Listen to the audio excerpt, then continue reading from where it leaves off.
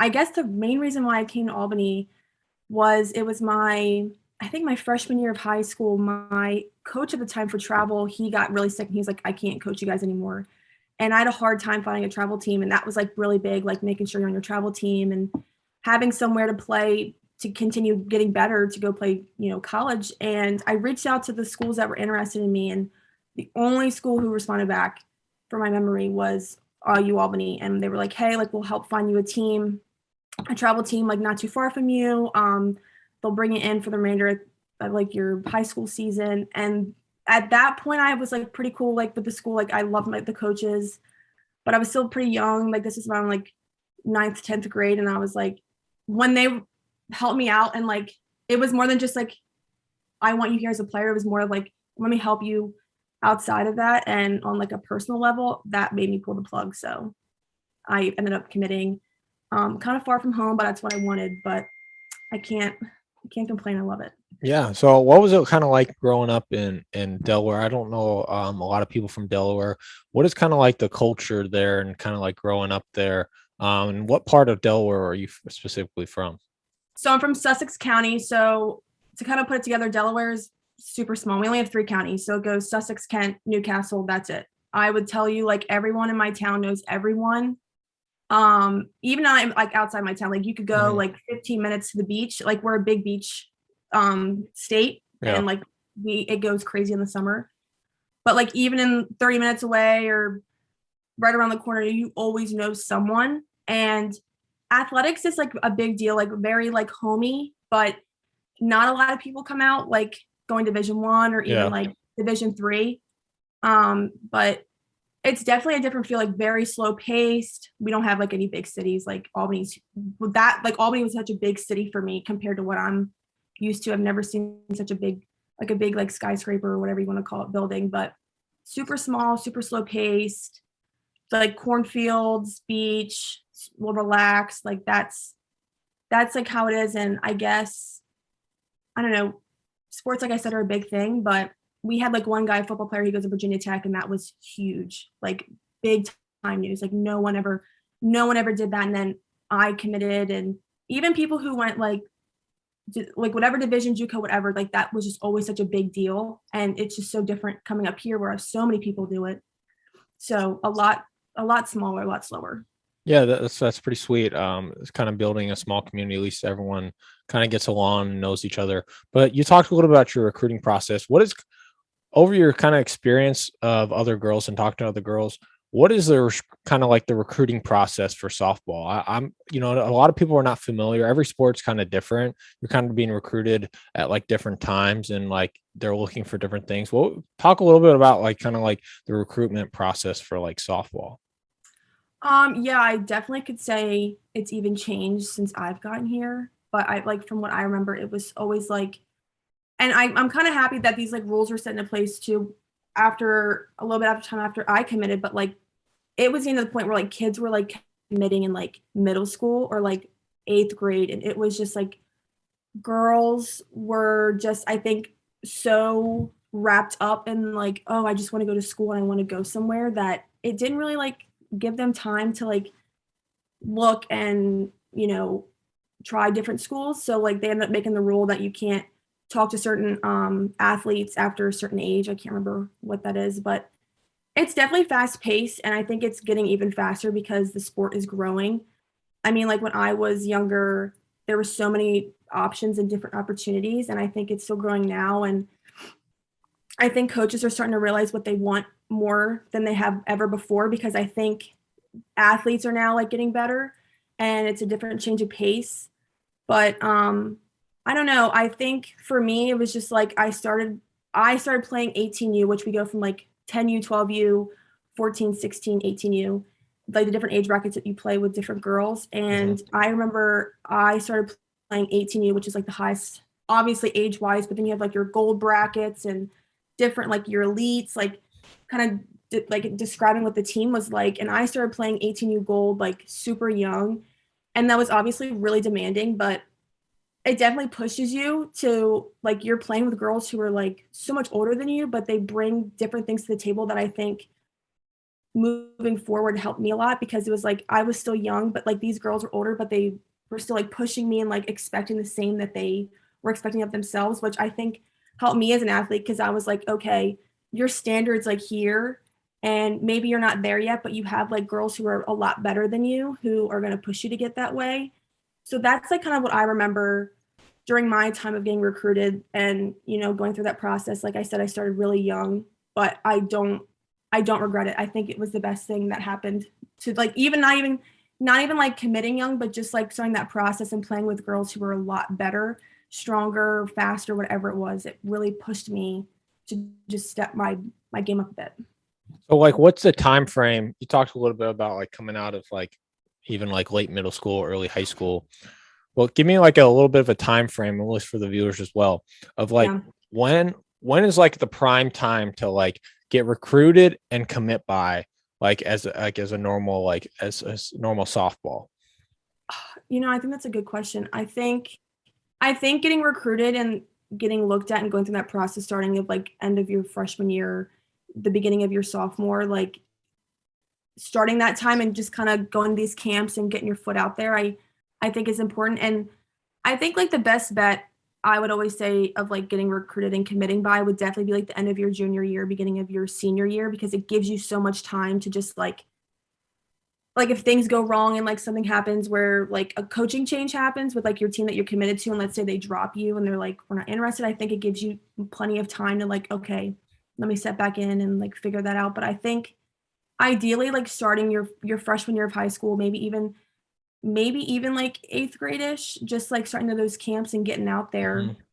It can never hurt to go early, but I just think like it's really big on like just getting your name out there and like making like just having people know who you are. And I think if you continue doing that all through like I think freshman sophomore year and committing by the end of your junior senior year, I think is the most ideal.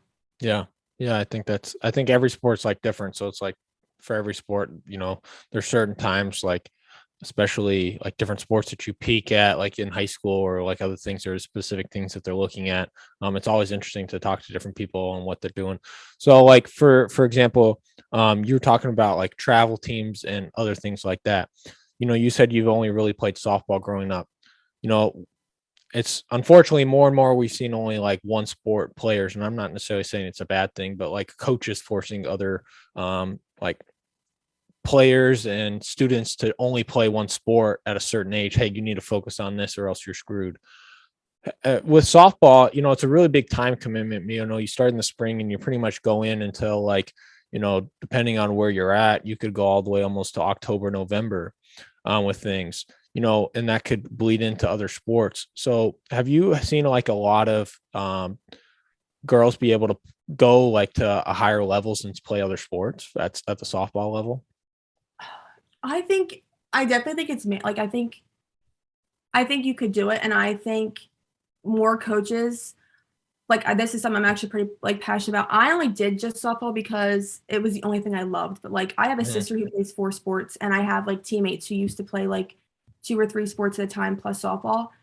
And we're fortunate enough that we have coaches that are like before we even came here, they're like, we want you to like play different sports and have different hobbies because, like you said, what we do is such a grind and it takes out so much of our time during the year that it's nice to have something to fall back on and just like just have an outlet or just something to change up like how things are, especially with like playing this sport or any sport. It's like you always want something that you can just like kind of just have fun with and it's not as crazy or as like I don't know, demanding.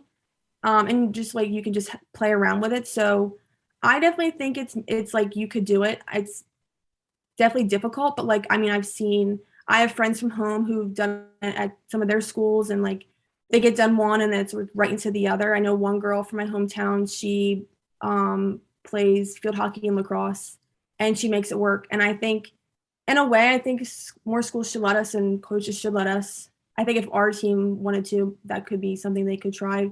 Like my coach did two sports when she came here. So I don't know. I think it's something that definitely should be I don't know, allowed or considered because like I said, getting a switch up of like not doing the same thing every day and trying something different or doing something different definitely makes I don't know, it makes the process a little more enjoyable.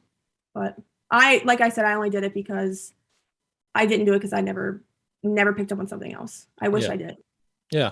Would you, based on your perspective, kind of leading to the next question here, it's like, summer's like when almost all the coaches are off, and that's like when they're hosting camps or clinics or traveling to other camps or clinics around.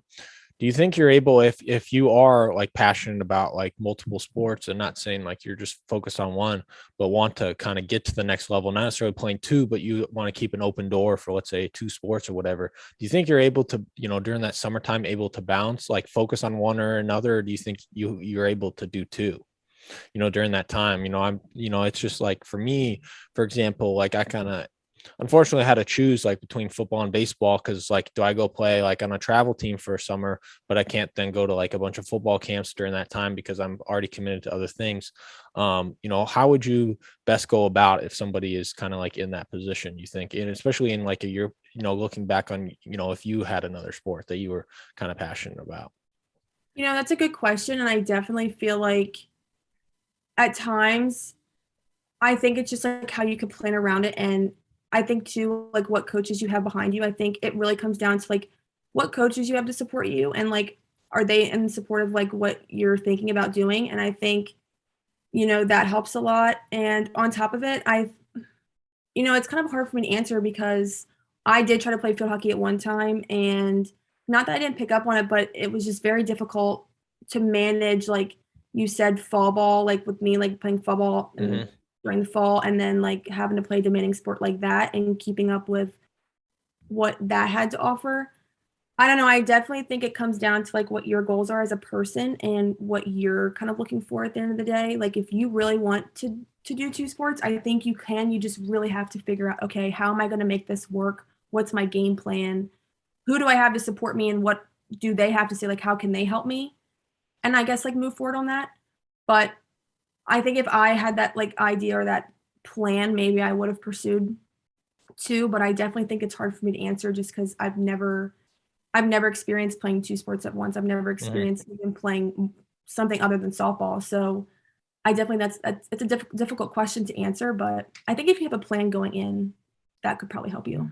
Yeah, I think it's important to, I think it's important to kind of reach out to the sports community right now and be like, hey, we need to make some of these more camps more available to kids and be able to get recruited at at a certain level, especially for multiple sport kids. I think, I think it makes it tough because sometimes when you get in a freshman or sophomore in high school, there's like, hey, you get to pick one or another. And I understand that's a tough decision in there, but I think we need to make it like more open to say, hey, we need to work around these athletes' schedule who are busy, but they also are looking to play possibly multiple sports in colleges. I know I struggled with that, being able, like I said, struggling with baseball and football, having to pick, hey, on the week this weekend, do you want to go to a football camp or do you want to go to a baseball camp?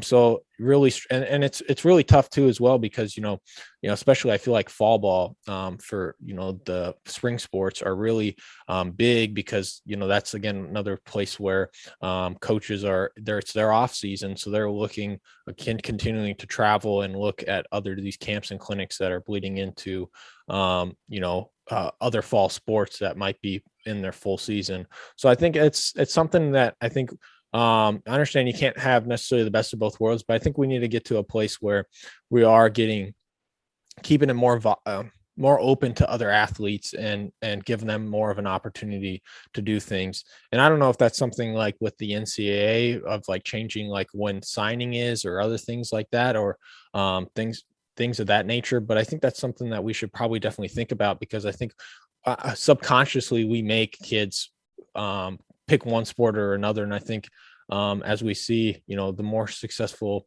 and it works for some people who play one sport, but I think you've seen now in the professional sports level, or even the highest college level, seen a lot of kids play multiple sports. And I think we need to continue to encourage that.